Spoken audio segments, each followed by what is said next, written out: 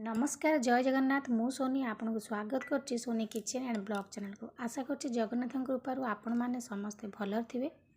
जोड़ थांतु भलर थांतु सुरक्षित थांतु। वीडियो को फास्ट टू लास्ट जाए देखुथिबे। यदि पसंद आसला गोटे लाइक करेंगे, फ्रेंड तो शेयर करेंगे।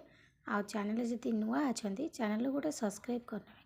तो डे न कर चैनल स्टार्ट करवा। आज टिप्स अच्छी आपणकर फेस को लेकिन इंस्टांट केमिति आपणकर फेस को आपण ग्लो करेंगे। ये देखो तो मुझे शैम्पू नहीं आपड़ जो प्रोडक्ट मान जेको शैम्पू व्यवहार कर यूज कर तो सही शैम्पू नहीं जाए।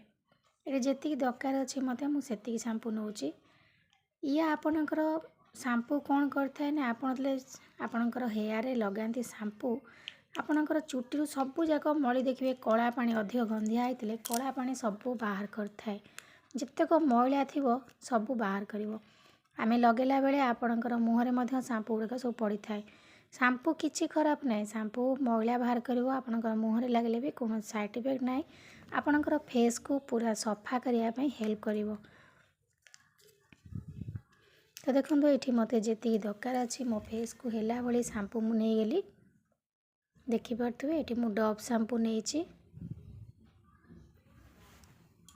तापर आम ये नेक्स्ट जिनस नवा नेक्स्ट जिनस नहीं मु फेयर एंड लवली देखो स्किन को कौन करता है पूरा ग्लो करता है। ये देखो लिखाई glow and lovely fair and lovely skin को पूरा ब्राइट करने हेल्प करता है। फेयर एंड लवली गोटे अलग प्रकार माने प्राय 80 कि 90% लोग फेयर एंड लवली व्यवहार करते। तो फेयर एंड लवली आपणकर मल्टीविटामिन अच्छी सीरम जोड़ा कि आपणकर फेस को विटामिन बी सी ई मिलता है। तो fair and lovely instant glow करता है स्किन को पूरा ब्राइट करने हेल्प करता है बहुत ब्राइट करे।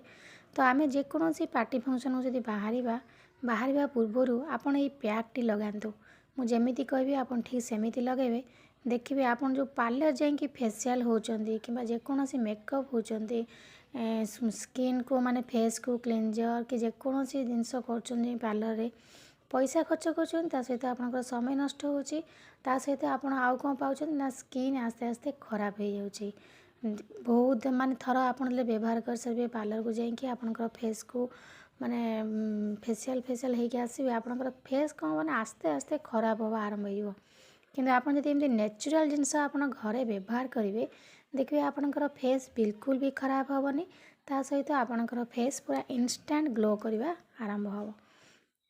तो देखो ये मुझे जी शैम्पू नहीं से नहीं गली कौन फेयर एंड लवली आउ शैम्पू को आम भल भाव में मिसई नवा ता पूर्व आपको देखेबी आउ गोटे जिनस व्यवहार करनवा।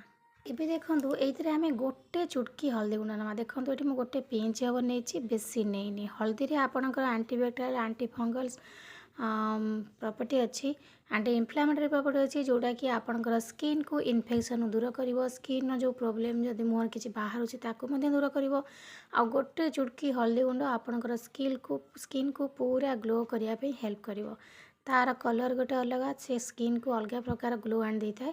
तो ये रेडी होगा तो ये आम 3टा जाक जिनस को भल भाव में मिसई नवा। मन रखिए आप जुआड़े बाहर थो जेकोसी पार्टी फंक्शन को बाहर पूर्वर 2 घंटा घंटाए आगु आपको आप लगातु अध घंटा रखु बेस समय ना ये जो रेमेडी आपन को देखी आपको पुओ झील समस्ते व्यवहार करेंगे कौन साइड इफेक्ट ना ता सहित आपण आपको हाथ और पाद जो टैनिंग पड़ जाऊँगी खरार जावासिया कले सप्ताह को थरे खंड आप लगे पारे।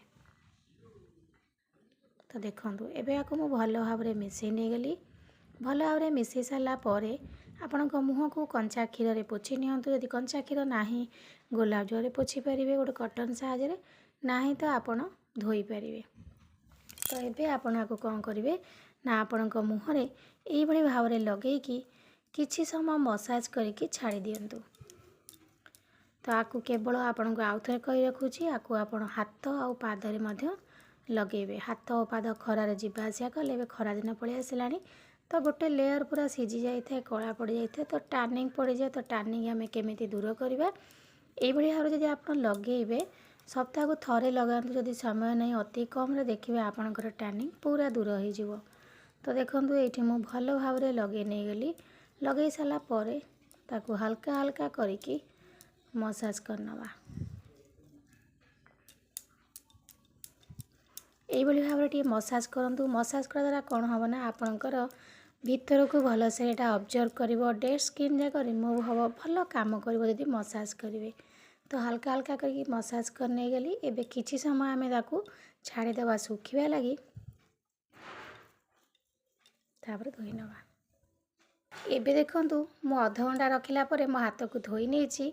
देखिके आपण जानि पाछत ना केते सुंदर भाबरे ग्लो करूछि। तो आपण यदि कंटिन्यू आपण एमती केते थरो व्यवहार करिवे, देखिवे आपणकर फेस रो चमक केते सुंदर भाबरे गोरा देखा जिवो, पूरा ग्लो करिवो, माने इंस्टेंट ग्लो जा कहंती। आउ आपण को हाथ पाद मध्ये एमती लगेबे, देखिवे आपणकर टैनिंग दूर होई जिवो। आउ स्किन रो जे कोनोसी प्रॉब्लम थिवो ता भी दूर होई जिवो। आपणकर फेस रे जदी झाइया पिगमेंटेशन पड़ जाउची, टैनिंग पड़ जाउची, से मध्ये दूर करिवो, पूरा इंस्टेंट ग्लो आनिवो। तो एभली भाबरे आपण व्यवहार करंतु, देखिवे आपणकर चेहरार चमक तो निजे देखिला परे ही आपण निजे विश्वास कर पाइबेनी। तो आशा करछि आज वीडियो आपको पसंद आस्थिबो। यदि पसंद आस्थे लाइक करेंगे, फ्रेंड भी तो शेयर करेंगे, और चैनल जब नुआ अच्छा चैनल गोटे सब्सक्राइब करने। तो आज मैं विदाय नौ, पुणी देखा आप सहित नेक्स्ट वीडियो रे। से पर्यंत रोची नमस्कार, जय जगन्नाथ।